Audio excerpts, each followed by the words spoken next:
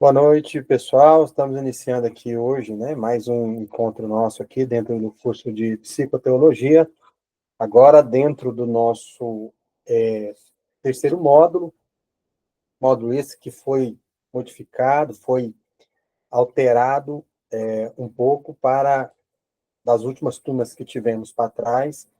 Esse conteúdo que nós vamos iniciar hoje, ele fazia parte do quarto módulo. Nós modificamos a estrutura, modificamos o nosso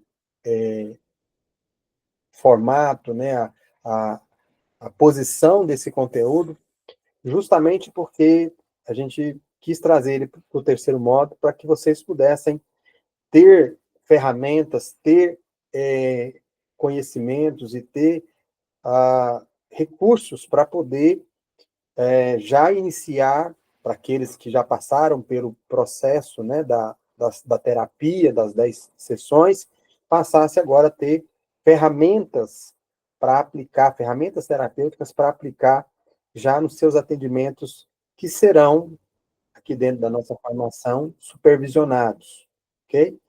Então, esse conteúdo aqui, ele fazia parte do quarto módulo, agora a gente está trazendo ele para o terceiro módulo, para que a gente possa adiantar com vocês aqueles conhecimentos que vão permitir, que vão, né, ajudar vocês no atendimento.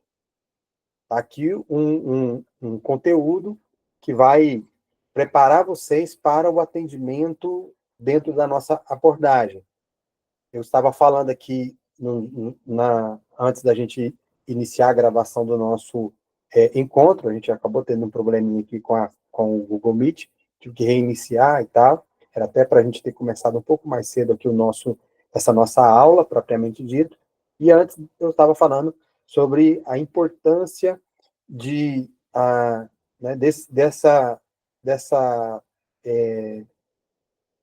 função que tem para, né, o desenvolvimento da nossa formação, a pessoa atender de forma supervisionada, porque ela vai ver na prática esses conteúdos que a gente vai trabalhar a partir do encontro de hoje dentro do terceiro módulo. Para que vocês possam ter uma visão, né, assim, disso, eu separei aí para vocês, né, se vocês olharem a nossa grade, né? Olhar o nosso conteúdo, a nossa matriz de conteúdos da nossa formação. Vocês já passaram pelo primeiro módulo, segundo módulo, já entraram aqui no terceiro módulo, vocês já viram na aula passada com a atividade perfil do terapeuta, e hoje nós iniciaremos, nesse segundo encontro do terceiro módulo, esses conteúdos aqui, que faz parte, de certa forma, vamos dizer assim, eles estão conectados, eles fazem parte do mesmo grupo de assuntos, que é fundamentos da psicanálise aplicados à nossa abordagem. A gente vai mostrar para vocês quais são os fundamentos, quais são as, as, né, os conceitos, as teorias, as ferramentas, as técnicas que nós importamos da psicanálise e que nós vamos fazer uso disso dentro da nossa abordagem. Aí eu já quero fazer aqui a primeira observação, e se você é aquele aluno que está aqui em formação e que gosta de anotar as coisas, você pode anotar aí essa afirmação que eu vou fazer. Apesar da gente utilizar como pilar, como fundamento, a psicanálise, o nosso processo, o nosso atendimento, o nosso trabalho, o nosso acolhimento, né? A nossa abordagem ela é psicanalítica, mas ela não é a psicanálise. A psicanálise é muito mais ampla, muito mais abrangente do que a gente vai trazer aqui para vocês. O que a gente vai trazer aqui para vocês é aquilo que a gente importou da teoria psicanalítica para fundamentar, para partir de algum lugar, partir de algum, né, de algum, da origem de alguma ferramenta, de alguma área de conhecimento que pudesse servir de amparo, de suporte, de alicerce, de pilar, como eu sempre estou falando aqui repetidamente, que a psicanálise, nesse caso, né, nós nos utilizamos como um pilar para a nossa abordagem. Então, nós hoje vamos apresentar esses fundamentos da psicanálise que fazem parte da nossa abordagem terapêutica. A gente depois vai entrar na técnica de atendimento, anamnese e ou entrevista preliminar, que aí a gente vai entrar, inclusive, dentro de um assunto que é um assunto, vamos dizer assim, da prática, da nossa abordagem, a maneira como que nós fazemos essa anamnese e essa entrevista preliminar, ela não é exatamente como é feito dentro da psicanálise. Tá? Então, mas assim, é óbvio que, vamos dizer assim, que parte disso nós tiramos, a origem disso veio da psicanálise. Então, por isso que ela está aqui dentro desse enquadramento aqui que eu coloquei para vocês. E por último, a gente vai, dentro desse bloco de assuntos aqui, a gente vai falar sobre parâmetros e cuidados necessários à prática do terapeuta, e aí a gente finaliza, não está dentro desse enquadro aqui, aí a gente finaliza com o código de ética e fundamentação legal da atuação do psicoteólogo, da psicoteóloga. Aqui na Liga a gente tem um código de ética próprio para essa atuação, para esse profissional, que nós elaboramos, que nós, né, construímos, e a gente vai apresentar esse código de ética e vai, obviamente, falar dos aspectos legais, né? Vocês que vão sair daqui, terminar o curso, cumprir todos os requisitos. Como é que vocês, qual é a autorização, qual é a autoridade, qual é a legalidade, qual é a fundamentação legal para que vocês possam atender como terapeutas, psicoteólogos, psicoteóloga, né? Vocês vão precisar de entender isso, vão precisar de compreender isso, e aí a gente fecha esse terceiro módulo aqui, trabalhando, né, esse código de ética, justamente para que você, inclusive, porque o código ético não é só para te respaldar, mas é também para te ensinar a prática, para regulamentar com você, para te ajudar a compreender os limites da sua atuação, até onde você pode ir, o que você pode fazer. Inclusive, no nosso código de ética aqui, tem muitas dicas práticas, dicas importantes, cruciais para o bom andamento da sua prática, para o bom andamento do exercício da sua função como psicoteólogo ou psicoteóloga analítica. Ok? Luiz, você está com a mão levantada, pode abrir seu microfone e perguntar. Se é que você ergueu a mão para fazer. Não, tá tudo ok. Ok, né? Tá. Sua mãozinha levantada, se quiser depois abaixar, fica à vontade. Então, entender aí como é que vai ser a dinâmica desses próximos encontros nossos. Nós vamos falar aqui sobre os fundamentos da psicanálise, que nós utilizamos aqui na psicoteologia. Vamos trabalhar a questão de algumas técnicas, né, que também tem a ver com a psicanálise, e vamos trabalhar a questão de pôr a mão na massa e de saber como é que a gente faz uma anamnese, uma entrevista dentro aqui da nossa abordagem, para guiar, para, né, ser, vamos dizer assim, a parte inicial do nosso atendimento dentro da nossa abordagem. E aí a gente finaliza aí essa questão dos parâmetros e cuidados necessários à prática do terapeuta, e depois código de ética e fundamentação legal. Então, esse vai ser o conteúdo que a gente vai ver aqui, que vocês vão ver comigo, e eu vou estar ministrando com vocês esse conteúdo aí, tá bom? Entrando aí no nosso primeiro assunto, né, que é quais os fundamentos se vale a psicanálise para compreender e tratar o sujeito. Como eu disse para vocês, isso aqui não é um curso de psicanálise, é um curso de trazer aquilo que tem de essencial, aquilo que tem e que nós fazemos uso aqui na nossa abordagem, aqui na psicoteologia. Então, eu vou apresentar para vocês agora aqueles assuntos, aqueles conceitos que eu vou trabalhar com vocês ao longo dos nossos encontros aqui, e que serviram de fundamento, de alicerce para a nossa construção, a construção da nossa abordagem. Quais são esses fundamentos, né, que nós trabalhamos, que nós importamos aí da psicanálise? Está aí para vocês na tela. O primeiro deles é o inconsciente. O inconsciente, ele é simplesmente assim, não existe psicanálise psicanálise sem a pessoa partir do pressuposto de que a psique humana ela tem uma estrutura e que essa estrutura, essa formação, essa construção, essa estruturação da psique humana envolve uma parte consciente, pré-consciente e inconsciente. Né? Foi a psicanálise, foi Freud que, vamos dizer assim, desenvolveu essa teoria, desenvolveu esse conceito de inconsciente. Até Freud existia, a gente vai ver aqui que antes de Freud existia algumas propostas, né, de mencionar, de falar sobre uma parte inconsciente da mente, mas nenhuma dessas que houveram antes de Freud estruturou esse conhecimento, estruturou essa teoria, esse conceito, como Freud fez.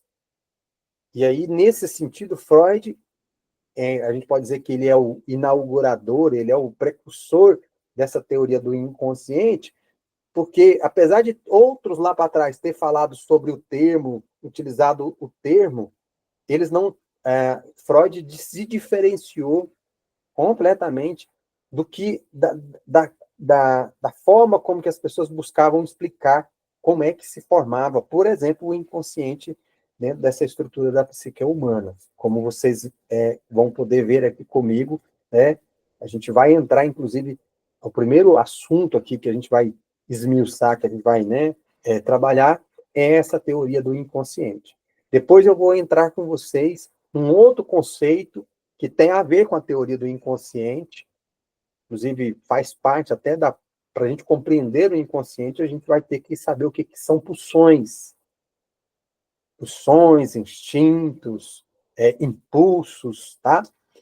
Todos esses três termos estão conectados, fazem parte da chamada da teoria das pulsões. A gente vai ver aqui que a pulsão ela é algo que nos mobiliza, que nos movimenta.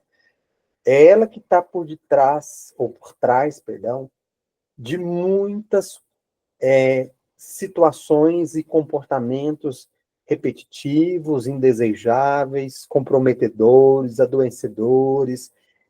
São eles que mobilizam o indivíduo a fazer coisas, muitas vezes, sabe aquela coisa que você disse assim, eu não faria isso, e você se pega fazendo?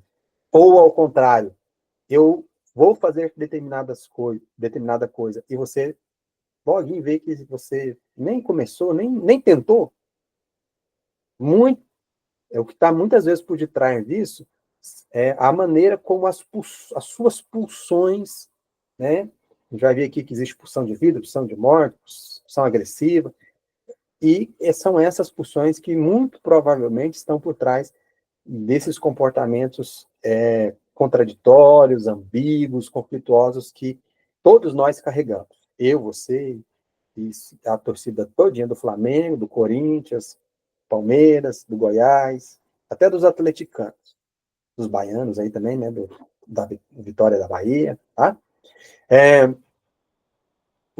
E depois nós vamos trabalhar o desenvolvimento psicossexual e a teoria da sexualidade, né, que vai nos ajudar a entender, junto com o inconsciente, aqui a questão das pulsões, o que também está por detrás de, né, algumas coisas, de alguns conceitos que nós precisamos nós vamos trabalhar com eles, né, na nossa clínica. Por exemplo, complexo de Édipo, né, afinal de contas, o que é esse complexo de Édipo?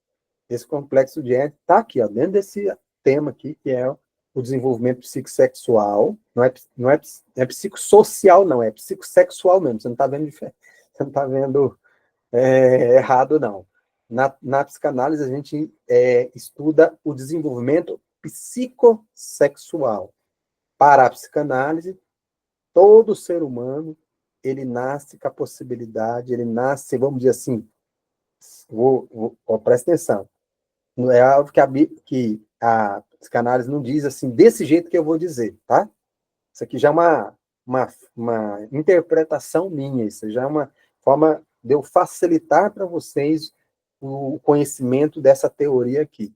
nessa teoria aqui do desenvolvimento psicossexual, para, principalmente Freud, o ser humano ele é concebido com a possibilidade tanto de ser, vamos dizer assim, ser bissexual, ou seja, ele nasce com a possibilidade de desenvolver tanto a heterossexualidade como a homossexualidade.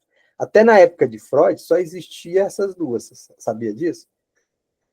Só existia essas duas. Ou o cara nascia hétero, ou o cara nascia homossexual, ou, na melhor e na pior das hipóteses, ele tinha a possibilidade de ter ali um desvio, que para a época, inclusive, era considerado até como um desvio, para a psicanálise inicial de Freud, como um desvio, e ele ter aí uma estrutura bissexual. Né? Aí hoje a gente tem quantas variantes aí? Hein? LGBTQIA+, plus, e por aí vai, né? Então, na época de Freud, acho que nem ele imaginava que ia chegar tanto, né? Mas, em termos de sexualidade, a gente vai falar aqui, né? Não é questão só de sexo, mas de sexualidade, o ser humano, para a psicanálise, ele tem realmente essa coisa de nascer com a possibilidade, ele tem essa, vamos dizer assim, naturalmente essa possibilidade de, pelo menos, trabalhar aí a sua sexualidade dentro dessas duas vertentes, trazendo aquela ideia de que a sexualidade não é algo inata, mas é algo construída, desenvolvida ao longo da nossa experiência humana. Ok? Que eu vou me tornar vai depender de um monte de fatores. Né? Eu me tornei hétero porque um monte de fatores associados me conduziram a ser, né, uma pessoa da minha orientação sexual hétero. Mas isso, na minha organização, foi a minha organização psíquica que me conduziu para isso. Né? Houveram questões que foram se organizando e que acabou me tornando, de alguma maneira, alguém, né, hétero. Agora, eu posso ser um hétero que não resolveu o problema da homossexualidade, que recalco isso, ou eu posso, por exemplo, ser um homossexual que nunca vou me posicionar como homossexual, né? Me utilizo como, vamos dizer assim, na prática, a minha heterossexualidade, mas no fundo, no fundo, o que eu gostaria mesmo, a minha estrutura gostaria mesmo de manifestar era a minha homossexualidade, só que há aqueles que vão sair do armário e aqueles que nunca vão sair do armário. Fala, Fernanda. Então, você falou aí que essa situação da escolha, se vai ser hétero, se vai ser homo, ele é construído, não é nato. A gente tem ouvido muito que as pessoas estão nascendo, até, eu vou falar uma bobagem aqui, mas é uma coisa que se fala muito lá no sul, porque lá que começou as primeiras granjas de galinha, eles falam que o excesso de hormônio, então, assim, existe fábulas em cima disso, né? Teoria da conspiração.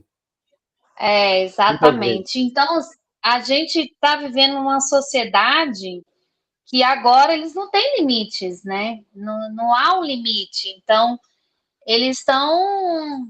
Há um descontrole nisso daí. Então, a gente pode afirmar que eles não nascem dessa forma. Bom, baseados, presta atenção. Por isso nós estamos nos utilizando como fundamento quem? A psicanálise. E para a psicanálise, né, essa questão da sexualidade é uma questão de construção, de desenvolvimento, certo? Dentro do desenvolvimento psicossexual, a gente vai ver aquelas fases, né? Fase oral, anal, fálica, latente, entendeu? A gente vai ver todas essas fases aí, a gente vai estudar um pouquinho, né? Ter um contato rápido com essas fases, porque essas fases vão nos ajudar a entender muita coisa mesmo, tá? Ok? Edilene, pode falar.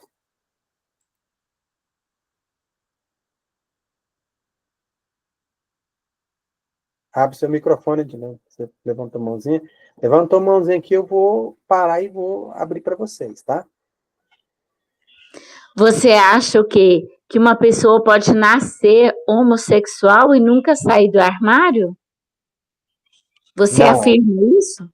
eu não acho que uma pessoa pode nascer homossexual, porque eu concordo aqui, né, com a psicanálise que o ser humano, a sexualidade dele é construída a partir das experiências dele.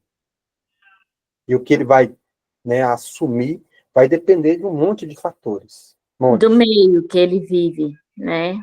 Não só do meio, também do meio. Ou seja, tem múltiplos fatores envolvidos no desenvolvimento da sexualidade desse indivíduo. Entende? Entendi. Ok? E tem gente que vai, por exemplo, você já percebeu, vamos pegar um exemplo aqui. Você já percebeu, quando vocês forem fazer análise, quando vocês pegarem alguém muito homofóbico, você pode investigar, você pode esmiuçar, você pode mergulhar lá, e pode saber que essa pessoa ela tem ou teve, dentro da estrutura da construção dela, uma dificuldade muito grande de resolver, porque, lembra, para a psicanálise nós nascemos bissexual. O que nós vamos nos tornar vai depender de um monte de fatores, né? De um monte de coisas que vão envolver, inclusive, questões inconscientes que carregamos, né? Dentro da nossa estrutura psíquica. E você vai perceber que nessas pessoas homofóbicas, tem ódio de homossexuais, de pessoas contrárias à sua orientação sexual, que eles guardam muito bem recalcado. Por exemplo, eu vou pegar o exemplo de um homem hétero, né, que tem horror a homossexuais. Muito provavelmente ele guarda recalcado dentro dele, reprimido dentro dele, aquela porção homossexual dele, porque aquela porção homossexual dele precisou ser reprimida, precisa ser combatida o tempo todo, porque ele, de certa forma, não dá conta de nem pensar na possibilidade que exista dentro dele uma porção feminina. Entendeu? Entendi. E aí para eu nem cogitar nessa possibilidade. Como eu não dou conta de lidar com essa possibilidade, com esse conteúdo, entendeu? Aí tem uma questão aí envolvida com o impulso de agressividade, com a pulsão agressiva, em que o indivíduo pega e, em vez de descarregar nele mesmo a repreensão, ele descarrega no outro.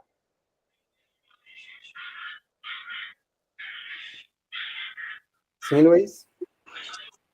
Professor, é o seguinte, essa questão que a gente vê de sexualidade. Então, assim, eu já vi muitos casos, né, de criança que nasce dentro de uma família estruturada, muitas vezes até família evangélica, que às vezes até o pai é um pastor. E aquela criança, desde o de início, ela já tem aquela tendência, né, para ser diferente. Às vezes nasce homem e ela gosta de boneca, né, e às vezes nasce mulher e já gosta de roupa masculina. Assim, a gente dá a entender que são questão hormonal, que a criança nasce com uma estrutura hormonal mais feminina, né, ou mais masculina, e que, sem ela perceber que ela é uma criança, ela não sabe nem o que quer, e está dentro de uma família estruturada, e ela não consegue se livrar daquilo, até que os pais têm que entender e aceitar aquele comportamento da criança, até para a felicidade dele, né? Até filme que a gente já viu também. Aí, para na psicanálise, né? Como que ela vê isso? Na psicanálise,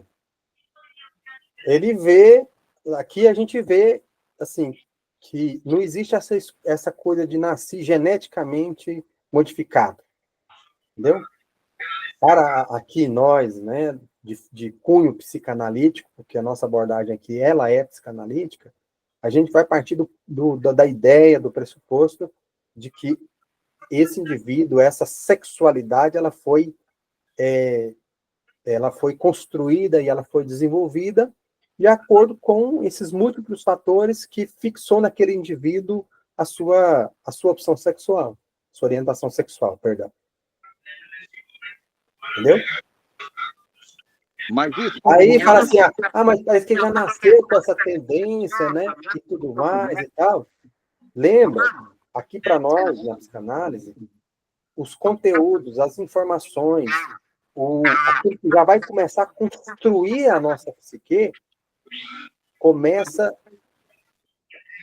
Eu entendo que começa, vamos dizer, para mim, hoje a gente não adquire só no nosso genes, né, nos são informações fenóticas. Para mim, a gente recebe informações para além do fenótipo.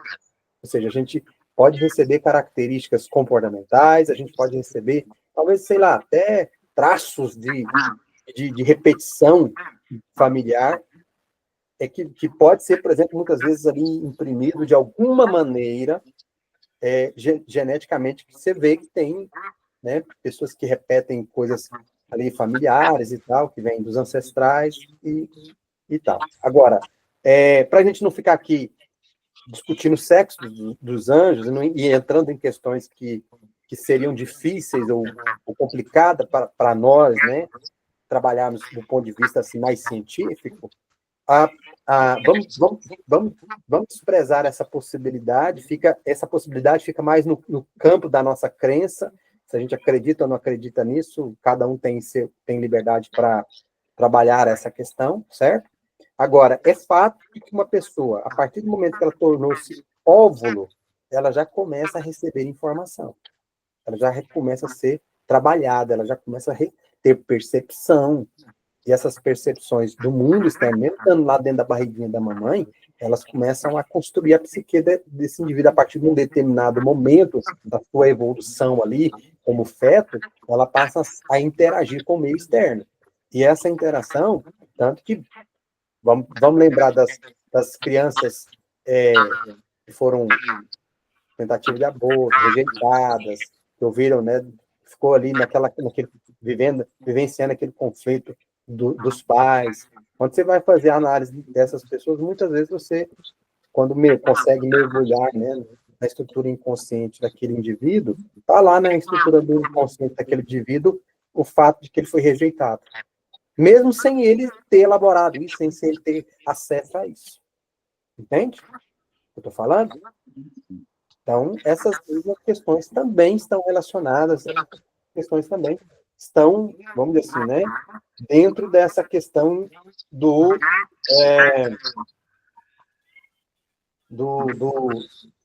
que nós estamos falando aqui né, do desenvolvimento psicossexual e da teoria da sexualidade, tá? Outro conteúdo que a gente vai falar um pouquinho deles aqui de forma bem breve e rápida são os atos falos e xistes, não são coisas muito complicadas, mas Freud, principalmente, a técnica, né, de atendimento da psicanálise freudiana, considera que a mente, né, o inconsciente do indivíduo, ele, na sua formação, né, ele acaba criando acaba tendo essa questão aqui de atos falhos e de xistes. Quando a gente estiver estudando sobre esse assunto, vocês vão entender o que é ato falho, o que é xiste, e que, exatamente, escutar isso aqui, ver isso aqui acontecendo no nosso atendimento, na nossa clínica, nos ajuda a ter um pouco mais de acesso e de compreensão de conflitos que está acontecendo no inconsciente desse indivíduo. Entendeu? E aí vem os mecanismos de defesa do ego, ou seja, porque todos nós temos mecanismos de defesa, usamos mecanismos de defesa, e se tem uma coisa que a gente vai trabalhar dentro da nossa clínica e que a gente vai ajudar o nosso cliente, paciente, tem a ver com essa questão dos mecanismos de defesa, eles ali operando, eles ali, né, mobilizando, eles ali, às vezes até atrapalhando o indivíduo, mas não a gente trabalha o mecanismo de defesa só por isso, né? A gente não tem que saber de mecanismo de defesa só por conta disso. A gente tem que saber dos mecanismos de defesa, que vocês vão ver quando a gente for estudar as estruturas de personalidade, inclusive o mecanismo de defesa está associado à nossa estruturação, faz parte da nossa estrutura de personalidade. A gente vai ver, por exemplo, que dentro da estrutura de personalidade, na psicanálise, nós só temos hoje, na verdade, eram só 3, era a neurose, psicose e perversão.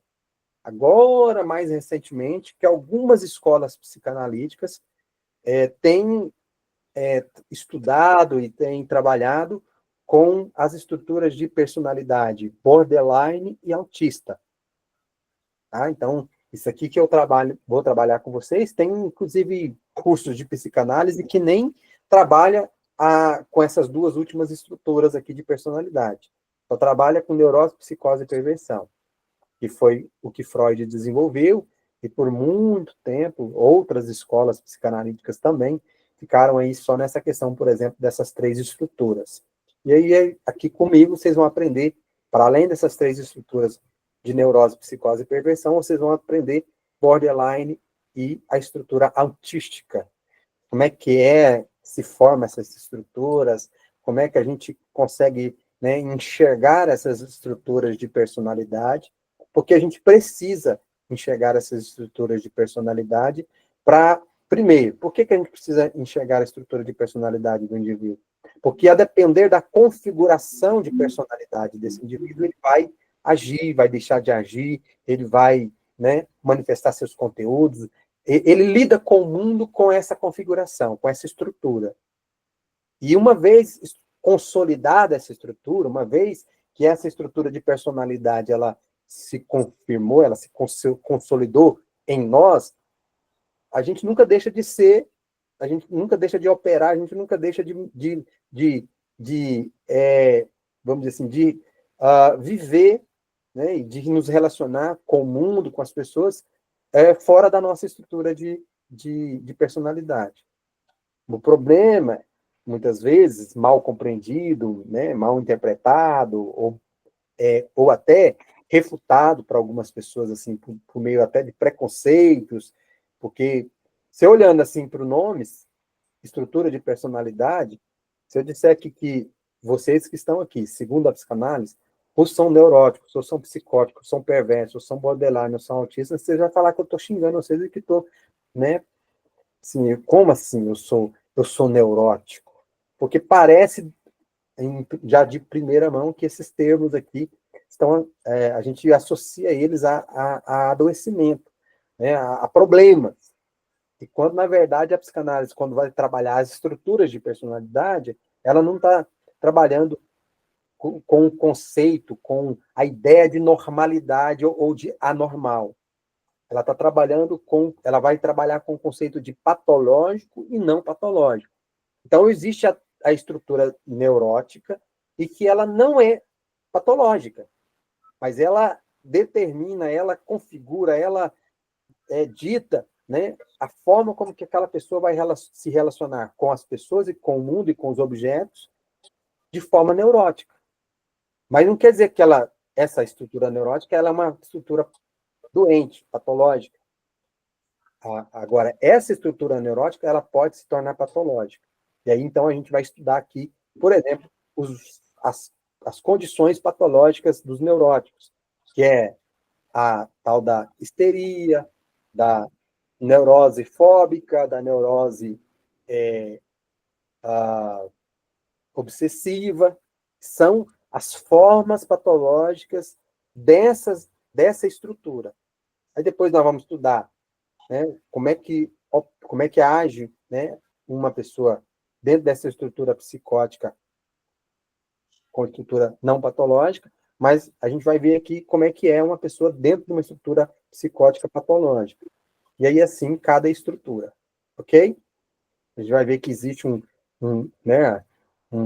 essas estruturas diz respeito a uma configuração e que essa configuração, vez ou outra, pode sair vamos dizer assim, do prumo, pode sair de uma condição, vamos dizer assim, de não patológico para uma condição, por exemplo, patológica, ok? E o que nós vamos tratar lá no nosso atendimento, o que nós precisamos enxergar e ver lá no nosso atendimento, qual é o manejo clínico que eu preciso aprender a fazer? Porque quando eu estou, por exemplo, trabalhando com um neurótico, a clínica é uma. Quando eu estou trabalhando com psicótico, a clínica é outra. Quando eu estou trabalhando com perverso, é outra. Quando eu estou trabalhando com borderline, é outra. Se eu vou trabalhar com um autista, é outra. Entendeu? Ok? Mas calma que isso aqui eu só estou apresentando para vocês o conteúdo que nós vamos percorrer aí nesses nossos próximos encontros, trabalhando aí esses fundamentos, esses conceitos dentro da psicanálise. So, Wender, o que mais que nós vamos trabalhar? Lembra que são conceitos, técnicas e teorias. Quais são as técnicas que a psicanálise trabalha e que nós vamos buscar implementar isso na nossa prática, né? No nosso atendimento? Presta atenção bastante aqui. A psicanálise, ela só tem, vamos dizer assim, isso aqui de técnica.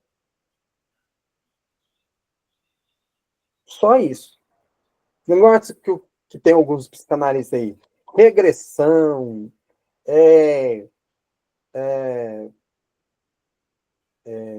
hipnose, sei lá, fazer isso, fazer aquilo, entendeu? Essas coisas não são da psicanálise. A psicanálise, ela trabalha como técnica.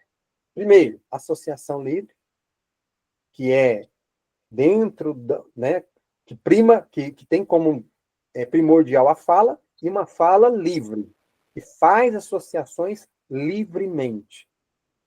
Uma pessoa dentro de um processo psicanalítico, ela vai ser incentivada a falar tudo que vem à mente e parar de ficar falando as coisas colocando filtro, tentando selecionar o que é bom, o que é ruim, o que eu falo, o que eu não falo.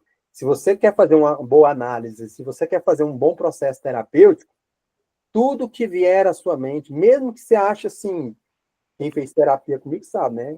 Eu explico, eu vou trabalhando isso aqui ao longo das sessões, né? De vez em quando eu ajudo a pessoa, inclusive, a liberar, né, esses conteúdos que, para alguns, podem ser feios, para outros podem ser, né, indigestos, para outros podem ser algo que, isso não tem importância, não. Na psicanálise, quanto mais irrelevante, quanto mais assim a pessoa considerar como algo absurdo e desnecessário, tem hora que é o que mais é importante para nós. Vocês vão entender, à medida que a gente falar aqui, por exemplo, trazer a teoria do inconsciente, das pulsões aqui, vocês vão entender por quê. Tá? Outra técnica que a psicanálise utiliza é a atenção flutuante. Eu vou explicar para vocês o que é a atenção flutuante. Ela é muito mais difícil e muito mais trabalhosa e é diferente daquela coisa da tal da atenção ativa ou da escuta ativa, tá?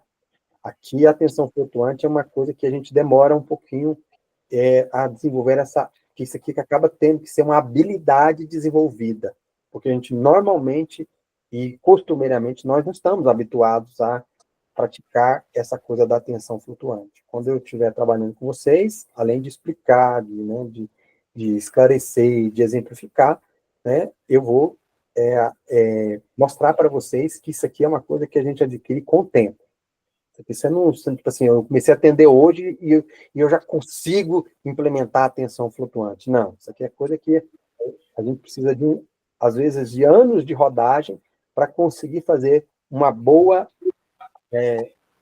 um bom exercício, uma boa escuta, uma boa aplicação desse conceito aqui, dessa técnica aqui, que é a atenção flutuante.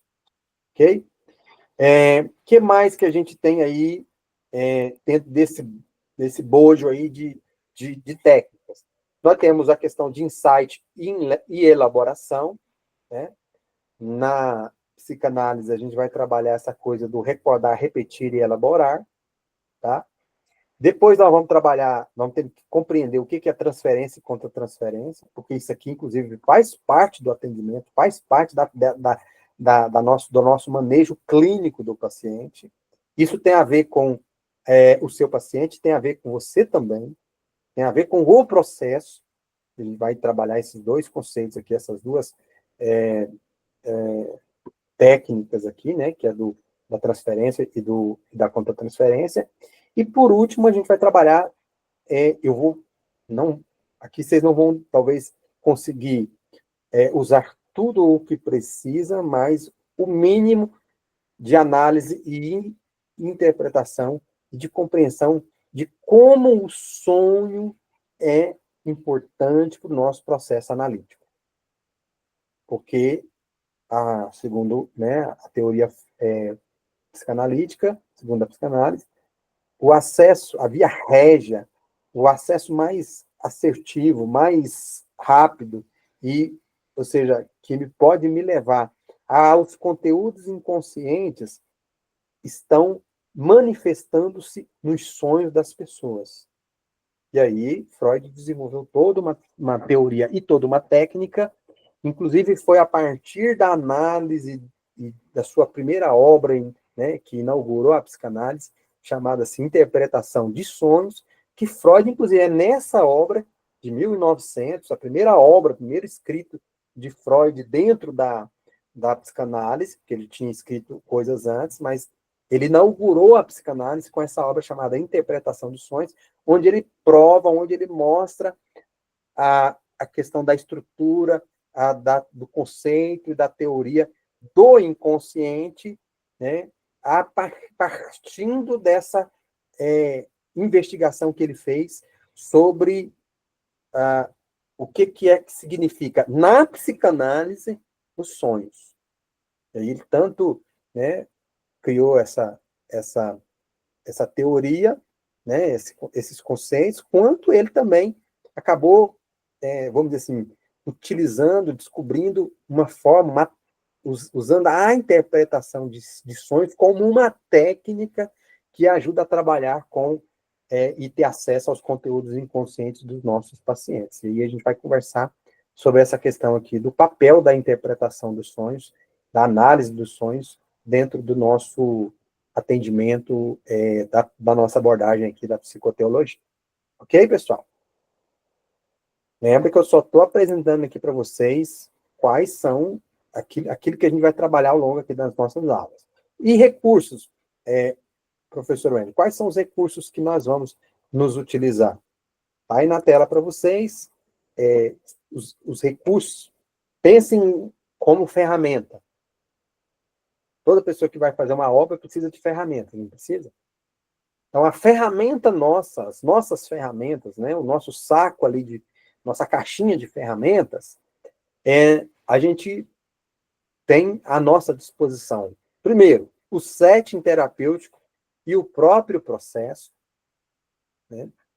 O fato de uma pessoa estar dentro do seu consultório, ali, naquela configuração de atendimento, naquela configuração de análise, naquela configuração de terapia, a gente chama isso de setting terapêutico. Esse setting terapêutico já é terapêutico. Isso já faz parte da terapia, isso já faz parte da proposta terapêutica, certo? Quando a pessoa embarca na análise com você, começa um processo. Por quê? Porque a análise não é feita assim. A pessoa vem comigo, tem um encontro e está resolvida a vida dela, os problemas dela, as questões dela, não. Tem gente que vai... vocês vão aprender aqui comigo, né? Porque eu trabalho, né? E vou ensinar isso a vocês a trabalharem com a intervenção breve. Mas vocês vão perceber que, né? Por exemplo, tem gente que gasta a intervenção breve minha, que são 10 sessões, eu considero essas 10 sessões, para mim, como terapeuta, como eu estou usando as 10 sessões para iniciar essa pessoa num processo de fato e de verdade para dentro de uma análise. E aí eu estou pensando no processo que vai, com certeza, ultrapassar aquelas 10 sessões, que aquelas 10 sessões vão ser só o início, vamos dizer assim, do processo. Porque o processo vai ser do dia que eu iniciei, da primeira sessão, até a última que ou eu dei alta para ele, ou ele se deu alta, ou ele abandonou o processo. Ok? Mas o processo também faz parte da terapia. O processo também tem implicações na terapia, no desenvolvimento, na evolução do paciente. Tá? Outra coisa que a gente tem como ferramenta é a entrevista preliminar. A gente vai ensinar, eu vou ensinar vocês a utilizar a entrevista preliminar, porque a entrevista preliminar vai nos ajudar a aplicar a tal da psicoterapia breve dentro do contexto psicanalítico, e aí eu vou explicar para vocês o que é uma psicoterapia breve e como que a gente utiliza isso aqui na psicanálise.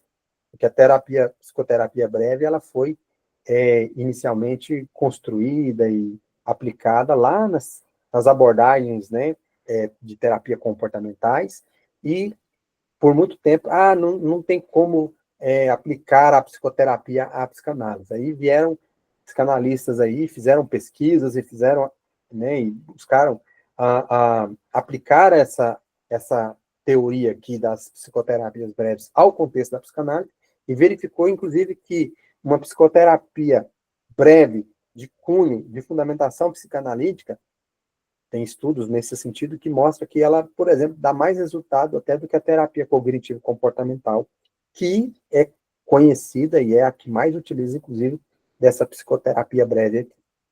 E aí a gente vai falar sobre atendimento, e hoje tenta a modalidade de atendimento presencial e online, discutir aí, né, os desafios, discutir aí o que é um set terapêutico, como é que eu monto meu consultório, como é que eu estruturo meu atendimento, né, e hoje aí a gente tem essa inovação de boa parte dos nossos pacientes, muitas vezes, tem gente que não gosta de forma nenhuma de ser atendido online.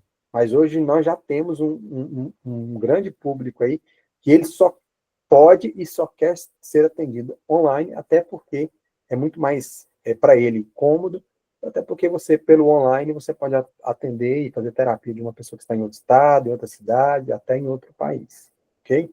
E a gente vai discutir sobre essas coisas aí nos nossos próximos encontros, à medida que a gente for avançando aí dentro do nosso conteúdo, ok? Beleza, pessoal? Então é isso. Nós vamos começar a partir, né, desse momento agora. Eu queria perguntar para vocês aqui se eu posso ir direto. Vocês querem fazer algum rápido intervalo aí e se formos fazer no máximo 5 minutos, só para ir mesmo beber uma água ali no banheiro e tal. Se não, eu quero ouvir vocês. Se não, eu sigo direto aqui, porque aí agora eu vou iniciar com vocês a teoria de formação do inconsciente. Afinal de contas, o que é o inconsciente? Como é que esse inconsciente, né, é, é, será que existe mesmo? Como é que a gente entende, compreende? Como é que a gente, inclusive, vai fazer aí o manejo clínico, né? Como é que a gente vai lidar? Como é que a gente vai compreender? Como é que a gente vai tratar? Como é que a gente vai, né, ali, dentro do nosso atendimento, trabalhar essa questão, por exemplo, do inconsciente? Né? E aí a gente vai ter que estudar isso aqui, ter que iniciar, né, com vocês aqui, a partir de agora, mostrando, né, essa teoria, mostrando como é que é a teoria, como é que a psicanálise descobriu, entendeu, se é que descobriu, né, ou apenas, né, de certa forma, desenvolveu essa teoria aqui, e que vai nos ajudar, porque é partindo daqui que a gente vai trabalhar com essa estrutura inconsciente do indivíduo, que é o que mais nos importa, o que mais nos interessa. Ok? E aí, vamos direto ou podemos fazer um intervalo? Pode seguir, por mim. Pode seguir. Ok, Pode Por mim seguir. também pode seguir. pode seguir? Então tá. Por mim, seguir. Pode seguir. Ok. Bom, só faltou aqui a Edilene. Vou pela maioria, né? Ela não manifestou ainda, mas nós vamos. Pode seguir, Edilene?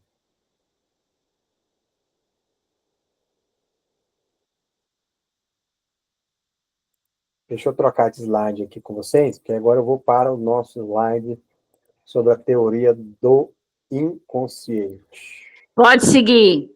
Por mim, por Edilene. Tá bom. Então vamos seguir.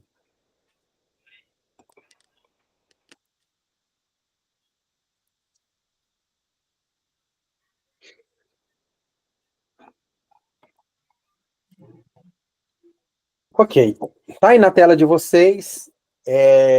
Né, a gente vai começar, a partir desse momento, a construir aqui com vocês, né, a trazer aqui para vocês aquilo que há de importante, aquilo que há de, né, assim, dentro da teoria, né, da psicanálise. Como eu já meio que assim já fiz um pouco de introdução quando eu estava colocando para vocês dentro dos conceitos, né, e dos fundamentos que nós vamos trabalhar, para que algo que presta atenção, é uma teoria, e que tem um conceito, e que se tornou a base da psicanálise, o chão da psicanálise. De maneira que não existe qualquer possibilidade de você dizer que tem alguma formação em psicanálise, ou, como é o nosso caso aqui, somos uma abordagem que tem como fundamentação a psicanálise, você dizer assim, eu não sei o que é o inconsciente, ou eu sou uma pessoa que eu acho, assim, na minha compreensão, não existe o inconsciente. Aí, por que você está falando isso, professor Wendel? Porque existem abordagens, como, por exemplo, as abordagens comportamentais, cognitivo-comportamental, analítico-comportamental, só comportamentais, essas abordagens que o pessoal estuda lá na faculdade, lá no curso de psicologia, algumas delas, parte do pressuposto de que essa coisa que Freud construiu, essa teoria que o Freud construiu, essa teoria, ela, na verdade, não existe o inconsciente.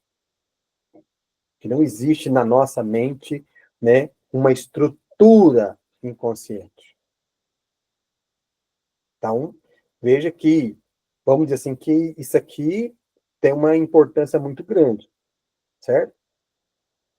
E o que eu vou apresentar aqui para vocês dentro da psicanálise, é aquilo que Freud trabalhou, depois teve outros teóricos dentro da psicanálise também desenvolveu. Teve gente, inclusive, dentro da psicanálise, que acabou até saindo da psicanálise, criando uma outra abordagem, porque, de certa forma, não concordou com a ideia, né, de inconsciente de Freud.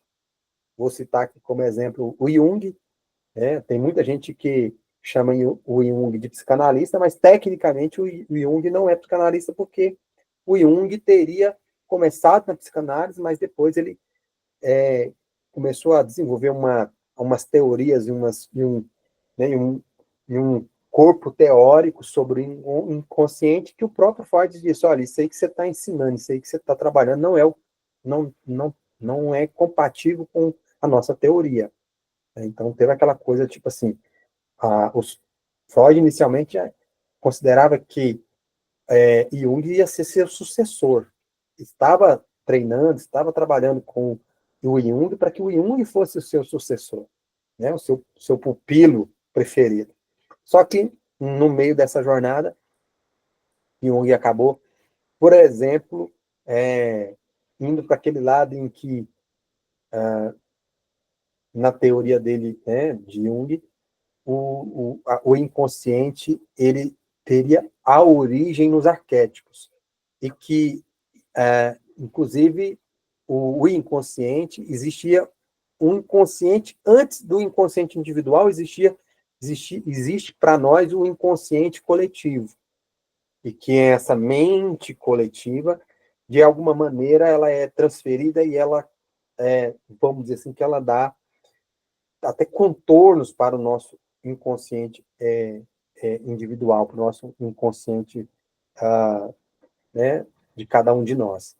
E aí, quando ele partiu para esse rumo aí, que acabou misturando com religião, espiritualidade e tal, Freud entendeu que né, aquilo ali não combinava com a teoria dele. Então, acabou havendo, por conta disso, entre outras coisas, uma ruptura de Jung com Freud, de Freud com Jung, e Jung seguiu o seu caminho. Tá? Quem estudar a psicanálise vai ver que você tem várias escolas dentro da psicanálise, você tem a escola kleiniana, você tem a escola de Winnicott, você tem a escola, você tem como uma das últimas escolas assim maior e mais significativa a lacaniana, né, que inclusive aqui no Brasil é bem difundida, bem divulgada. Por exemplo, o inconsciente em Lacan, apesar dele estar ali conversando com Freud, fazendo uma releitura de Freud, o inconsciente em Lacan, ele é diferente e é pensado e concebido diferente, por exemplo, do inconsciente de Freud. Qual que é a nossa posição aqui da Liga? Nós somos mais freudianos. Então, o que eu vou apresentar para vocês é a teoria, o conceito, né, como a gente pensa, né, essa questão e trabalha com a estrutura do inconsciente, e dentro dessa escola, dentro dessa vertente mais freudiana. Vez ou outra eu vou falar alguma coisa aqui para vocês de alguns outros, talvez, mas como forma, né, de esclarecer, como forma, por exemplo, de construir com vocês essa teoria, né, e de trabalhar essa teoria com vocês aqui do inconsciente. Ok? Então, vamos lá. Vou colocar aqui para vocês, um minutinho. O que é o inconsciente? Mito, hipótese ou descoberta? O que vocês me diriam aí? Para vocês. Pode abrir o Para microfone. mim é uma descoberta. Se você disser que é uma descoberta, né, você está trabalhando com a ideia de que, antes de Freud, o inconsciente, na verdade, sempre existiu. O que Freud fez foi só trazer à tona, ou seja, revelar, descobrir, né, tirar o véu daquilo que já existia. É isso que você pensa, Edilene? É isso que eu penso, que através desses estudos dele, ele descobriu que isso é uma descoberta, porque como eu faço já terapia, né, com você, eu sinto isso, que eu estou descobrindo ainda muita coisa inconsciente que eu tenho e que eu ainda não entendi, que eu ainda não coloquei para fora. Se eu tivesse já conseguido colocar para fora, eu já tinha melhorado mais de 60%. Isso. Você concorda? Bom, por enquanto eu não vou concordar nem discordar de ninguém, porque eu quero mais provocar vocês e ouvir vocês.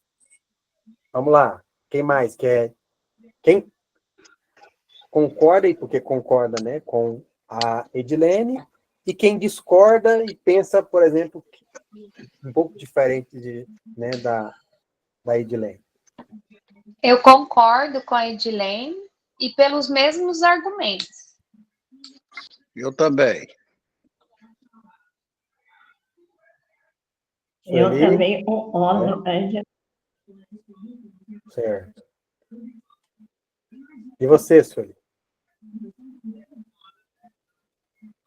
Concordo, professor. Beleza. Concordo. Ok. Mas vamos pensar nas outras duas aqui, que é o inconsciente seria um mito? O inconsciente seria uma hipótese? Eu, por exemplo, trabalho, né, dentro de toda a investigação, de todos os estudos que eu fiz, pensando que o inconsciente é algo que a gente não consegue comprová-lo.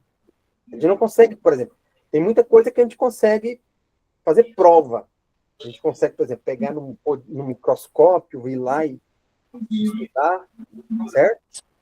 Eu consigo, por algum método científico, ir lá e fazer uma prova cabal, fazer uma prova irrefutável, fazer uma prova palpável. A minha questão, e essa questão é uma questão que permeia, que até hoje, de certa forma, incomoda a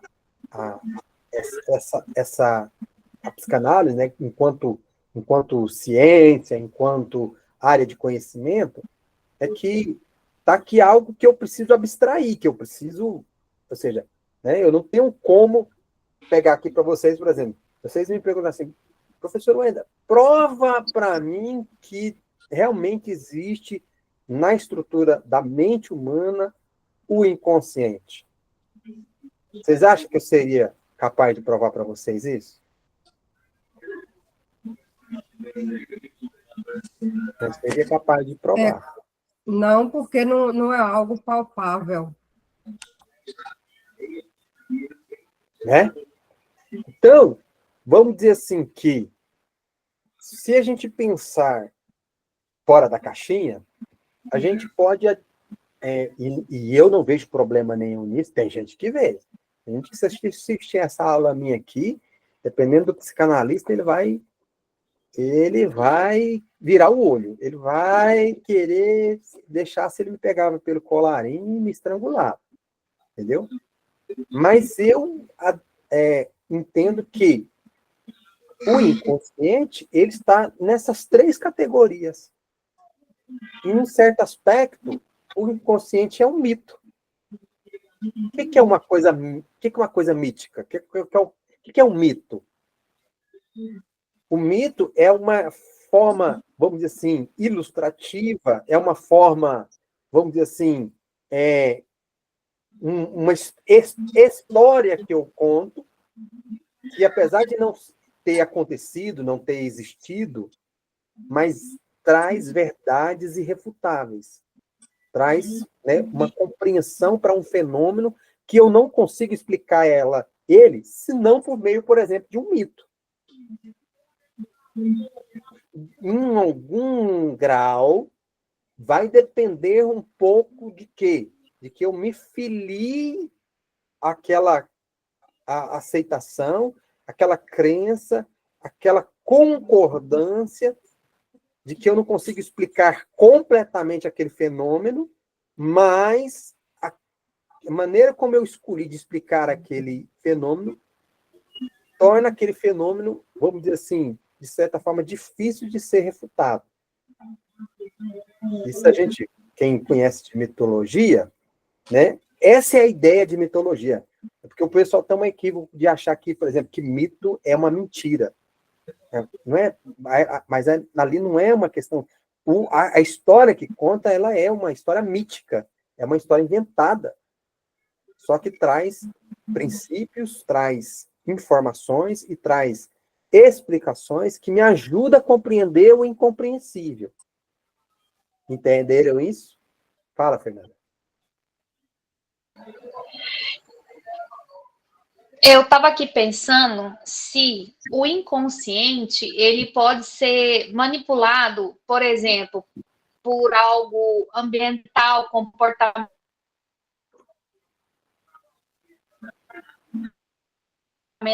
ou até espiritual do momento. De repente, eu posso estar criando o que eu estou vivendo, ou até questões espirituais que a gente não consegue explicar. Essa é a minha dúvida.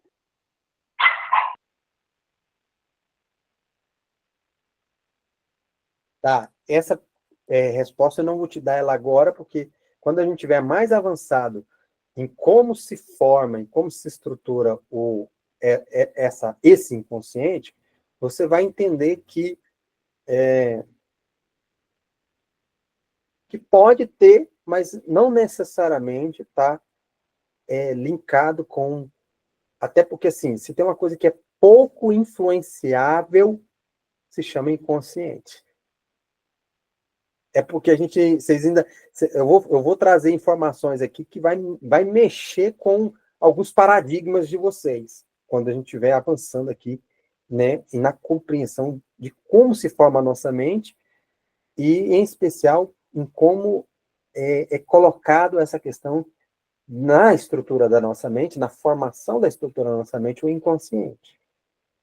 Para vocês entenderem melhor o que é inconsciente, você mesmo vai poder dar essa resposta para você mesmo a respeito do que você está me trazendo aí como, né, questionamento, como indagação.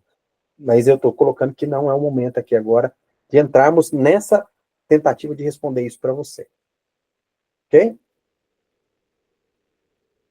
Seu áudio teve umas pausazinhas aqui, eu acho que sua internet, né, não está tão estável assim. Eu até recomendaria, Eu tô com tente... a internet muito instável, tá caindo energia toda hora também. Você não tem dados móveis conta e tal, porque às vezes você assistir pelos dados móveis é mais instável. Pois Entendeu? é, os dados móveis também não tá entrando. Eu não sei o que está acontecendo, não sei se é o plano que finalizou, porque ele não tem limite para uso, mas então eu estou Uhum. dependendo do Wi-Fi. Uhum. Tá, tudo bem. Se tiver algum problema de não estar me ouvindo, você me fala. Aí você entendeu aí, né? Por que eu estou adiando a sua resposta, né? Só mais uma Sim, dúvida. pode falar. Você não está dizendo que não pode influenciar, mas você vai me explicar como isso acontece, é isso? Quando eu estiver mostrando como é que o inconsciente se forma, eu acho que você vai enxergar isso de uma outra maneira. Tá? Bom, então, vira aí que, ou seja, de alguma maneira, em algum aspecto, essa ideia de inconsciente, ela meio que ela passa assim um pouco por essa coisa mítica, ou seja, a forma como que nós explicamos, a forma como foi concebida essa teoria, a forma como que é apresentado o inconsciente, já que eu não tenho como, né, me valer de algo que seja mais palpável e tudo mais, não seria, vamos dizer assim, um absurdo a gente considerar, né, a questão, por exemplo, do inconsciente como algo de natureza ou de uma certa formatação mítica, tá? Também não seria, vamos dizer assim, descabido a gente considerar o inconsciente como algo ainda como hipótese, né? Do jeito que a teoria do inconsciente, o conceito de inconsciente está formulado, está apresentado, né? Existe espaço para que amanhã venha, né, alguma tecnologia que seja capaz de provar ou de refutar a teoria de que o inconsciente exista, porque o conceito, a teoria do inconsciente, como eu acabei de afirmar para vocês, até hoje não tem nada que nenhum recurso, nenhuma tecnologia, nenhum método que eu consiga pôr na lente lá do microscópio ou algum outro método que eu comprove a existência cabal, por exemplo, do inconsciente. Então, tudo aquilo que ainda não teve essa comprovação, ela, vamos dizer assim, que ela ainda está no status de uma hipótese. William, então se ela é uma hipótese, então quer dizer que então não tem validade, né? Como que eu vou usar uma coisa que é uma hipótese? Gente, a ciência está cheia de hipótese de coisas que não tem ainda mecanismos para comprovar, para tornar cabal aquela hipótese, entendeu? E nem por isso deixa, por exemplo, de ser válido. Porque ao passo que eu não tenho a validação pela comprovação cabal, eu não tenho a refutação, eu não tenho, né, uma prova em contrário que invalide a minha hipótese, a minha teoria, o meu conceito. Entende? Estão entendendo isso que eu estou falando? Sim. Então, a gente trabalha com o inconsciente partindo da origem, né? De que nós estamos diante de um conceito, de uma teoria que ainda é uma hipótese, ela tem ali, vamos dizer assim, a forma como foi, vocês vão ver aqui, inclusive, como a gente busca entender, explicar como a psicanálise, Freud buscou entender, explicar e mostrar, né, como é que opera, como é que estrutura, como é que, né, esse inconsciente acontece, ela, tem hora que ela parece até um mito, você entendeu? E aí, né, foi bem assertivo aí, foi bem acertado quem falou que o inconsciente é uma descoberta, porque a gente vai ver aqui que essa coisa, até o termo inconsciente já existia quando Freud começou a investigar, começou a mergulhar na sua teoria, começou a mergulhar nessa questão de desenvolver uma teoria e um conceito de inconsciente. Então, assim, Freud, ele não criou o inconsciente. O inconsciente já existiu. O que ele fez foi descobrir, né, coisas e determinadas situações e determinadas observações, principalmente clínicas, verificadas lá no consultório, da manifestação dessa estrutura inconsciente do indivíduo. Então, né, nesse aspecto, a psicanálise acaba descobrindo, né, o inconsciente, que até então, o máximo que as pessoas, os estudiosos, quem mais se dedicava a estudar essa coisa do inconsciente, eram religiosos da época, né, teólogos e filósofos. Né? Inclusive, primeira vez que o termo inconsciente foi mencionado, foi utilizado, eu vou, né, mostrar aqui para vocês, foi por um teólogo chamado Plotino. Só que o inconsciente que eles muitas vezes trabalhavam, primeiro, era um inconsciente como se fosse uma parte obscura da mente. Como se fosse, tipo assim, nós temos aqui a nossa mente consciente, né? E dentro dessa mente consciente existem espaços, né? Existem conteúdos que se tornam obscuros, que se tornam, que vão para algum lugar escuro da nossa mente, né? E que, por conta disso, eu não tenho acesso a esse conteúdo. Vocês vão ver que a teoria e o conceito e né, a hipótese, né, do inconsciente em Freud é completamente diferente disso. Tá? Então, o máximo que eles conseguiram chegar foi nessa ideia de que, sim, não, existia o inconsciente, mas que o inconsciente ainda era algo dentro da estrutura do consciente, só que, por algum motivo, por alguma razão, acabava se tornando, né, obscuro ou inacessível para a nossa consciência. E aí Freud vem e traz uma teoria que vai na contramão, por exemplo, disso.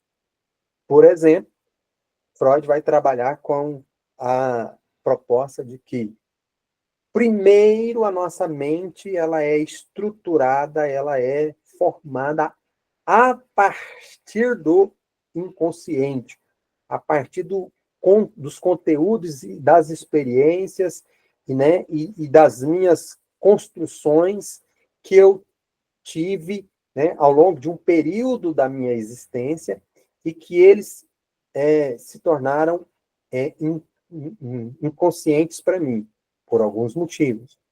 E também, além de se tornarem, né, inconscientes, essa é a minha primeira estrutura. Só que essa estrutura, ela está lá, ela existe, ela trabalha, ela vamos dizer assim, ela está interligada com as outras estruturas que ele vai apresentar, por exemplo, pré-consciente, consciente, mas que o meu pré-consciente, o meu consciente vai estar sendo construído em cima dessa estrutura inconsciente. E aí, ou seja, o formato que o meu pré-consciente tem, o formato que a minha consciência vai tomar, vai depender da configuração desse inconsciente.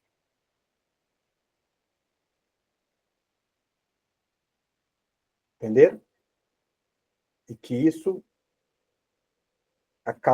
inclusive na época, causou muito, muito, muito problema para Freud, porque quando ele começou a pensar dessa maneira, teve gente que tentou rechaçar ele, assim, de todas as formas, de forma muito, inclusive, veemente, né?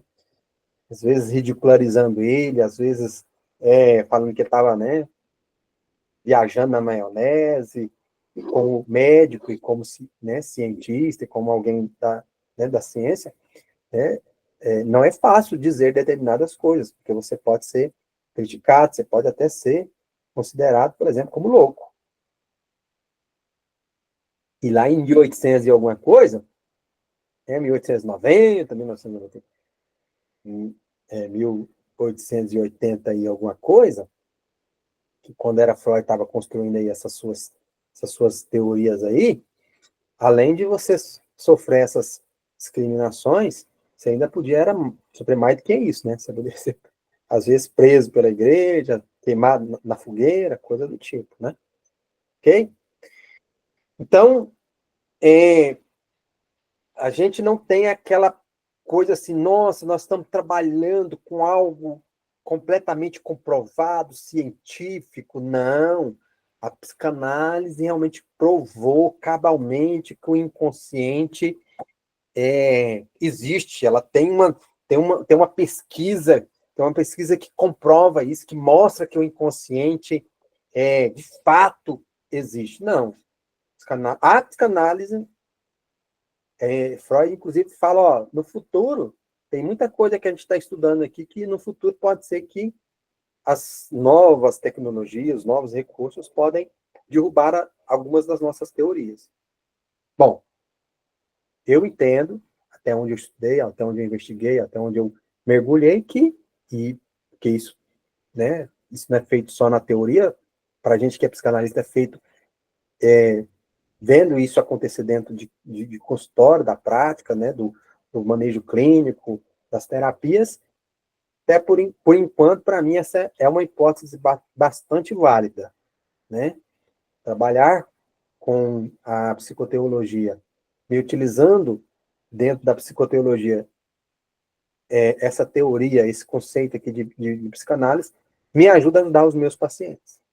Porque trabalhando, como a própria Edilene disse aqui, os conteúdos inconscientes dela, da estrutura inconsciente dela, devagarzinho a gente vai conseguindo fazer ela, né, desenvolver, fazendo ela evoluir, fazendo ela crescer, fazendo ela, né, ter uma vida muito mais satisfatória do que ela vinha tendo quando ela estava ali tomada pela sua estrutura inconsciente, principalmente pelo problema dos recalques, né, das repressões, que daqui um pouquinho a gente vai entrar nesses pormenores aí, tá?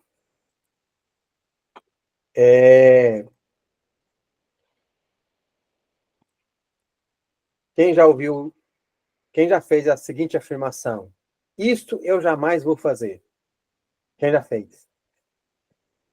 Essa alta afirmação. Eu já fiz e já paguei língua. Sim, Edilene.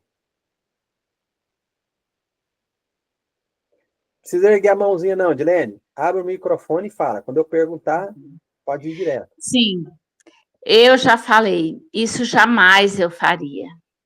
E fiz. Quem mais? Eu também. Eu acho que nenhum de nós escapamos dessa daqui, né, gente? Vamos logo ser direto ao ponto. Nenhum de nós escapa disso aqui, não. Tanto no sentido de eu jamais vou fazer isso, ou o contrário, né? Eu nunca farei isso. E você daqui um pouquinho pega o quê? Você fazendo exatamente o que você disse que não faria. O que será que explica isso, hein? O que será que está por detrás disso? Por que será que a gente se trai tanto? Por que será que a gente a gente tropeça tanto? Por que a gente tem, parece que, né, uma lei dentro de nós que é contrária àquilo que eu muitas vezes estou dizendo que não vou fazer e faço. Ou vou não fazer e faço, né? Quem aqui já pegou, já se viu assim, apegado, né? Se viu assim, preso a atos repetitivos involuntários, relacionados com pessoas, com objetos ou com alguma atividade, né? Quem aqui já se viu nessa situação? O que explicaria isso em nós? Eu costumo dizer que quando uma coisa ruim se repete é porque você não mudou o comportamento gerador, né? A origem Então, daquela situação até que dentro do provavelmente é meio, inconsciente ainda te domina. sim. E dentro da igreja, a gente diz que a pessoa continua lá no deserto, né? Não sai. Porque o deserto é um lugar de aprendizado, de passagem, mas a pessoa não consegue sair. Eu poderia colocar aqui, ao invés de atos repetitivos involuntários, eu poderia dizer atos repetitivos indesejáveis. Né? Você está vendo que aquilo ali parece, né, ou é tomado por você como algo contrário à sua vontade. Você manifesta a sua vontade. Você fala, eu não quero isso aqui não, mas você está fazendo. Tá É repetindo, verdade. Eu passo por isso. não é? Uhum. Então, beleza. Então, vamos avançar. Qual a importância de aprender, compreender e apropriar-se desse conceito? E qual conceito? De Plotino, Freud, Jung ou Lacan? No nosso caso aqui, a gente vai trabalhar com qual conceito de inconsciente? Nem o de Plotino, nem de Jung, nem de Lacan. Vamos trabalhar com o conceito de inconsciente Freud. de Freud. Ok? Foi Freud quem descobriu e elaborou o conceito de inconsciente. Esse Plotino, que foi o primeiro aí, o filósofo e teólogo da época, que chegou a mencionar o termo inconsciente pela primeira vez, então eu acabei de falar para vocês, a teoria, o conceito de inconsciente dele não era como, por exemplo, o de Freud, que a gente vai trabalhar aqui, tá? Vamos fechar o nosso encontro de hoje com essa pergunta aqui. Por que comemos o que comemos ou bebemos o que bebemos? Qual a nossa relação com os alimentos? Quem gosta de uma carninha mal passada? Eu. Quem aqui, quando vê Eu aquela também carne ali, gosto. fala assim, meu Deus, Deus me livre dessa carne, esse sangue aí, esse boi vivo. Quem aqui que tem problema com a carne mal passada? Ninguém. Todo mundo aqui é carnívoro e fã da carne mal passada? Eu gosto. Eu gosto também. Tem gente, então, que é combinação ali, que a picanha ali, ó. Ei, menino, ainda com gordura ainda, aí que é o crime, é um crime, é um crime. Tem que ser bem passadinho, igual a do lado ali, ó. Né? Tem gente, a Irá, né, que é aqui da Liga Terapêutica aqui, sempre que a gente ia comer junto, né, aí ela falava assim pro churrasqueiro quando eu ia servir, né, ó, você serve coendo aí um boi aí daqueles assim, berrando assim, que ele gosta de matar o boi 2 vezes. Aí eu falava para ela assim, para mim quem gosta de matar o boi 2 vezes é quem come muito passado, porque além de matar o boi, ainda tem que esturricar ele, que é para não ter vida mesmo, nenhuma, né? E aí eu falava para ela assim, eu acho que eu sei que mato o boi 2 vezes, eu só mato uma vez. Por mim, inclusive, não precisava, às vezes, tem carne, por exemplo, eu como carpaccio, que é uma carne que nem cozida, nem assada foi, né? E para ela, aquilo é um horror. Quem aqui come comida japonesa, ama comida japonesa, e quem odeia? Eu Eu amo. odeio. Eu Quem, odeio, mas nunca experimentei. você vê, ela odeia sem nunca ter experimentado, né? Eu nunca me arrisquei a comer. Mas eu não vou dizer eu odeio, é só que eu não me arrisquei a comer. Tem gente aqui, por exemplo, que talvez, né, seja mais tranquilo, né? Tem gente, a maioria de nós gostamos de comida de salada, né? Eu conhecia, por exemplo, uma pessoa que não comia salada nem amarrado. Era arroz, carne, na melhor das hipóteses, um ovo. Isso, assim, gente adulta, gente assim, já, né, casado, pai de família, entendeu? Eu tive que aprender durante a dieta que eu fiz, que eu perdi 25 quilos, eu tive que aprender a comer salada, comer verduras. Então, isso para mim não é problema. Aprendi. A minha questão aqui, né, será o que que levou a gente a ter problema, por exemplo, com a carne mal passada, com, né, para aqueles que ainda não experimentou, e fala que não vai experimentar porque não come carne crua, né, comida japonesa, comer comida viva, é comer comida crua, né? Será o que que levou nós a fazermos essas escolhas? Será que é uma questão consciente ou uma questão inconsciente? Será que envolve só uma questão da vontade ou tem algo para além e ou anterior que de alguma maneira está modulando, está regulando, está conduzindo, está amarrando a gente nas nossas decisões e que nos pende ou para a carne mal passada ou para a carne bem passada, ou para comer comida japonesa ou para comer sua salada? Pode falar, Fernando. Eu tenho 2 pratos que eu não consigo comer de jeito nenhum, porque relaciona a uma fase da minha infância que a gente comia muito por ser pobre, assim, era uma pobreza grande, então eu não como de jeito nenhum, não consigo.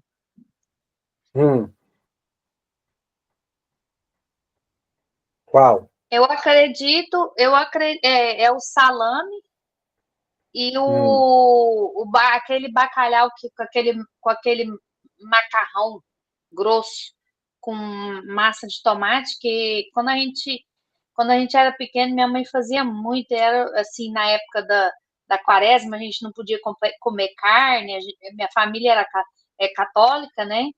Só eu que sou crente, assim, lá da casa da minha mãe. E aí, o salame eu não como, porque a gente ficou 3 meses comendo salame, porque não tinha dinheiro para comprar carne. E esse bacalhau, porque era uma época terrível, horrível, porque eles não deixavam a gente escutar música, nem ligar a televisão. E aí tinha que ficar comendo esse trem na Semana Santa, às vezes ficava até mais de uma semana comendo esse trem.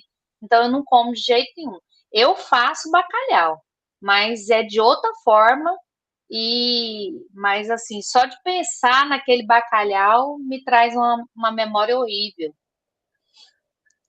O que eu quero mostrar para vocês aqui é que por trás das escolhas que a gente faz, tanto com o que comemos, com o que bebemos e com a relação que nós temos com os alimentos, com as pessoas, com os objetos, com as coisas, com os lugares, tenham certeza que há uma sobredeterminação, muitas vezes, inconsciente. Não está em jogo aí só o que sua mentezinha consciente está tentando decidir. Às vezes você mesmo já até fez, não, mas eu vou fazer um esforço. Aí você vai fazer um esforço e aquilo ali é tão desprazeroso para você, é tão forte que você não consegue. Você passa mal, aí você vê problema não onde não tem problema, você está entendendo? Você encontra um álibi, uma justificativa. Nossa, eu não posso comer esse salmão aí não, porque eu como esse salmão aí eu tenho alergia. Você arruma a sua estrutura, o seu corpo, às vezes, vai manifestar um sintoma para te impedir de ter contato com essa coisa, com esse alimento, com essa bebida, com aquilo que você, né, que você não sabe, que inconscientemente existe um motivo inconsciente, existe uma experiência inconsciente que, de alguma maneira, formatou você, estruturou você, organizou você para não ter acesso ou não ter a contato, né, com aquilo, ok? E aí, para a gente finalizar, eu passar vamos dizer assim, uma tarefinha para vocês de casa, né, para vocês pensarem, para vocês trabalharem, e para vocês responderem para mim lá no grupo nosso, lá né, da nossa turma lá. Eu quero que vocês tentem trabalhar isso aqui, isso que está aparecendo para vocês. quero que vocês respondam. Será que somos sujeitos de liberdade e realmente fazemos o que queremos?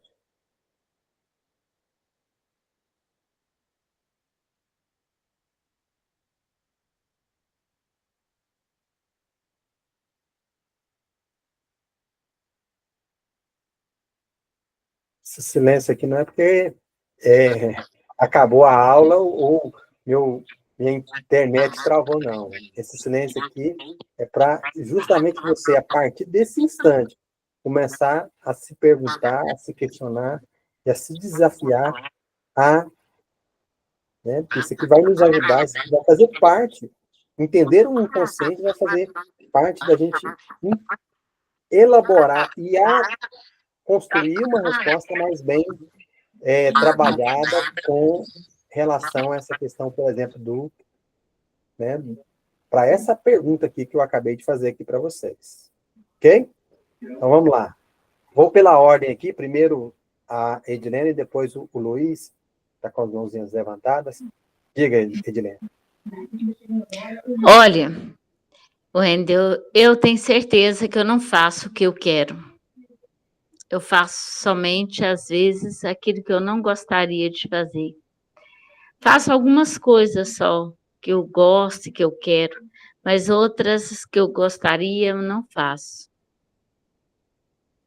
E será que até essas que você gosta, de alguma maneira, talvez ainda esteja dentro desse aspecto de que você não está manifestando com liberdade a sua vontade, mas é que você está só tão somente...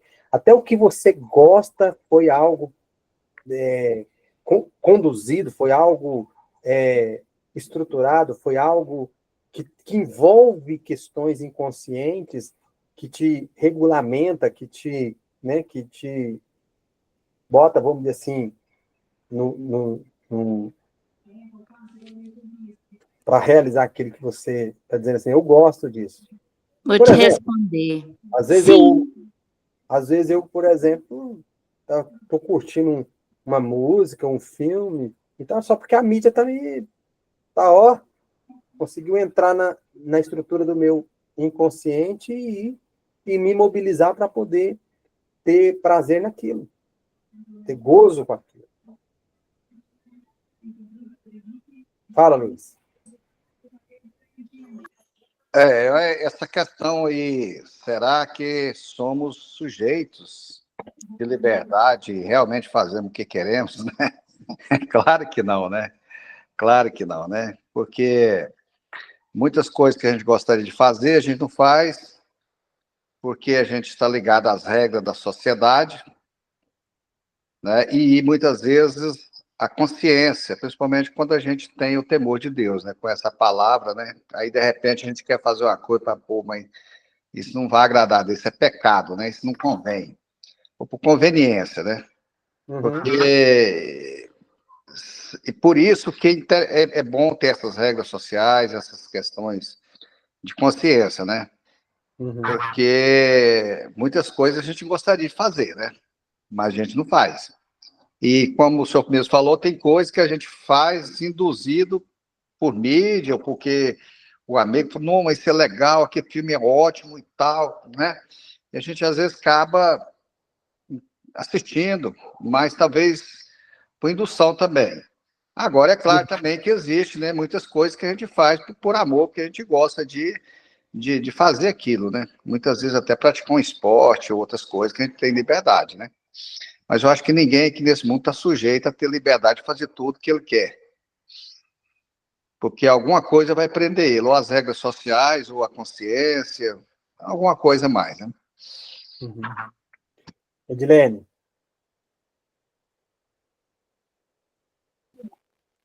Não, tudo bem, vou pensar melhor.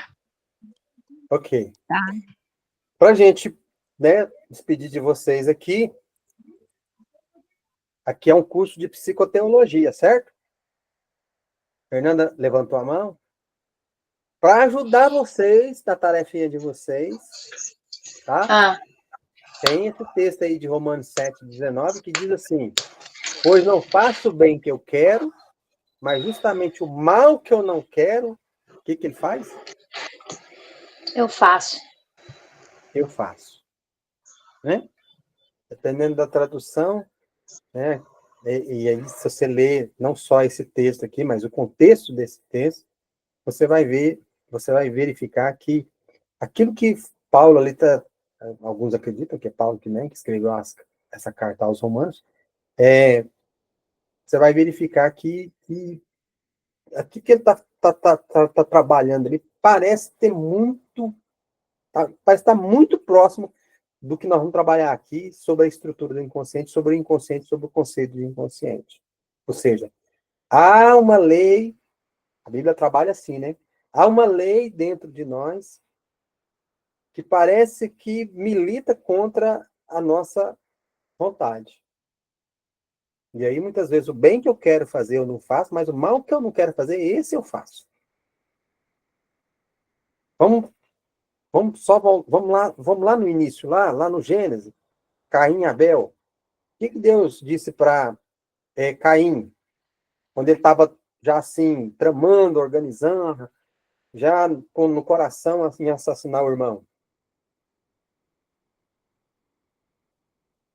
O que Deus disse para Caim, gente? Vocês são psicoteólogos, me ajuda.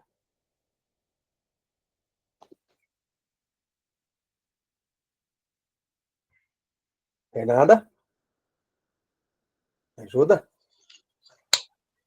Você pira que eu não lembro. Oh, Jesus. Quem lembra tô com a aí? Bíblia na minha frente aqui. Deus disse assim para Caim, assim, ó. O teu desejo é contra ti. Uhum. Ou seja, se você não dominar esse desejo, ele está à porta. Se você não dominar esse desejo, o que vai acontecer? Você vai fazer o que você deseja aí. Vocês conseguem entender que tem aí, parece que uma coisa que foge à vontade, foge à consciência, foge àquela coisa consciente, né? Tipo assim, poxa, ele sabia conscientemente que ele estava fazendo uma coisa que não, né? E se ele tinha dúvida, Deus fez questão de ir lá e falar assim, deixa eu falar, você não ficar em dúvida. Sei que você está fazendo aí, você não devia fazer, não. Você está cogitando seu coração aí, é contra você. Mas o que Caim fez? O mal que ele não queria, ele foi lá e praticou. Então, eu entendo, pensando em termos psicoteológicos, que essa situação aí diz respeito ao que Freud vem e descobre o seguinte: tem um inconsciente, uma estrutura inconsciente. E essa estrutura inconsciente é ela que está por trás desses comportamentos repetitivos, ela que está por detrás, muitas vezes, da maneira como que eu estou escolhendo as coisas, as relações, as pessoas, os objetos, como eu estou me comportando perante a sociedade, as pessoas. Então, eu não sou um ser tão assim de liberdade, porque existe, talvez, prisões, existem questões, conteúdos, existem coisas dentro dessa minha estrutura inconsciente que sempre está me fazendo cair no mesmo erro ou repetir a mesma coisa.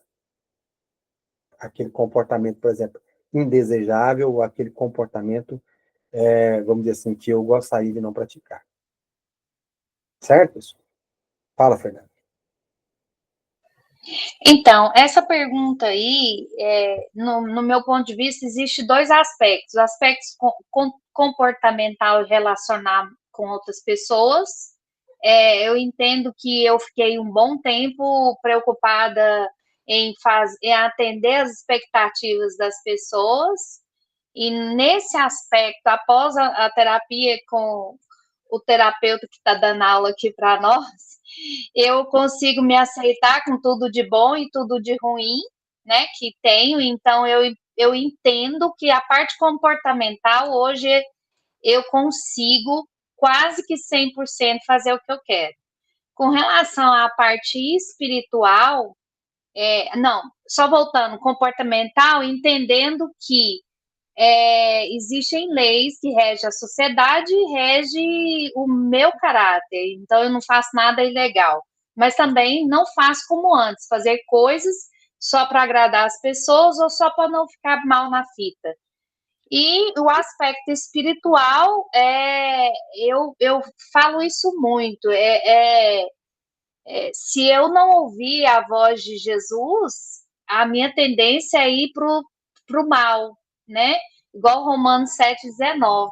Só que, como a gente tá, eu penso que né? Eu estou sempre orando e vigiando.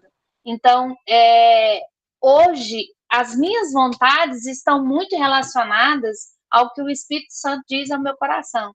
Então, assim, eu estou muito confortável hoje com os dois aspectos. Eu sinto que estou indo bem na parte comportamental e estou indo bem na parte de espiritual, de não cometer pecados e etc. Então, assim, hoje o meu sentimento é esse. Pode ser que, porque como a gente é uma igreja pelejante, então é uma coisa diária, é um exercício diário. Isso. Depois você vai pegar essa sua resposta aí e colocar para nós, e até mais, talvez amplificado um pouquinho, lá no grupo para a gente lá, assim como os demais também, coloquem lá para mim, né, a sua resposta àquela pergunta, né, se somos seres de liberdade, se de fato realmente somos seres de liberdade, ou não, ok?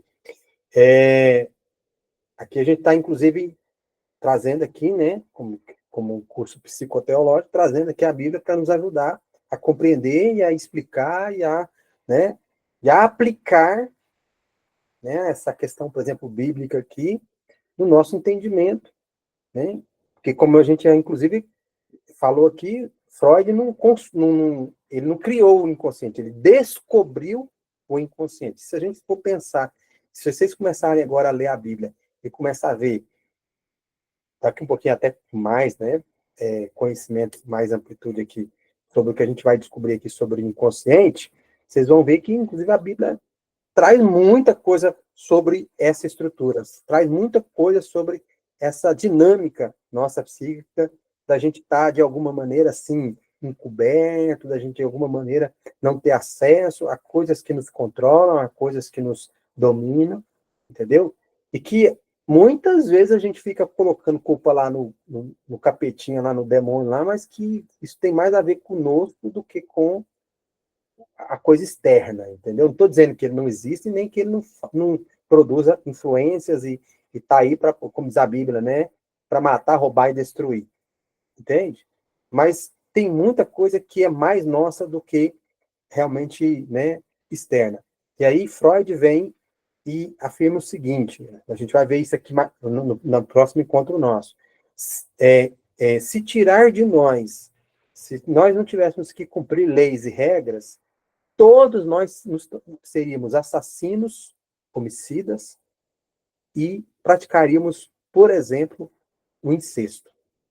Então, quando ele foi estudar o inconsciente, quando ele foi trabalhar, por exemplo, com o conceito que nós vamos trabalhar aqui, que é da pulsão, das pulsões, uma das coisas que ele descobriu é que ainda bem que nós temos regras e que nós temos leis e que nós temos a sociedade, que nós vivemos em sociedade, que nós temos limites.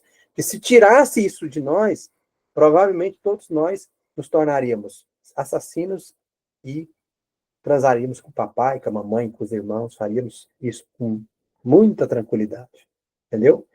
Pensando, usando aqui, né, a Bíblia, o que Fernanda está colocando se a gente não... Agora, a gente vai um pouquinho mais além, ou seja, a gente tem aquela ideia de que não é só a sociedade, não é só a lei, mas algo até maior do que isso. É Deus. Se a gente não... E para alguns, até um pouco mais amplo ainda. Se a gente não tivesse Cristo na nossa vida, o que seria de nós? O que nós realmente, né, faríamos ou deixaríamos de fazer? Né?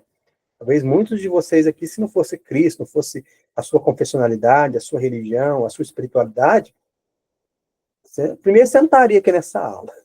Segundo, provavelmente, você já teria pulado carnaval, estaria pulando carnaval até agora, né? E metendo doido e fazendo coisas que talvez hoje você nem imagina que faria. Ok? Então, Encerramos por hoje, né? Tivemos aqui, passei um pouquinho aqui do nosso horário aqui, porque teve aquele problema lá né, de iniciar aqui a nossa gravação. Deixa eu só encerrar aqui a nossa gravação e eu já retorno aqui com vocês para a gente poder fazer só um fechamento, ok?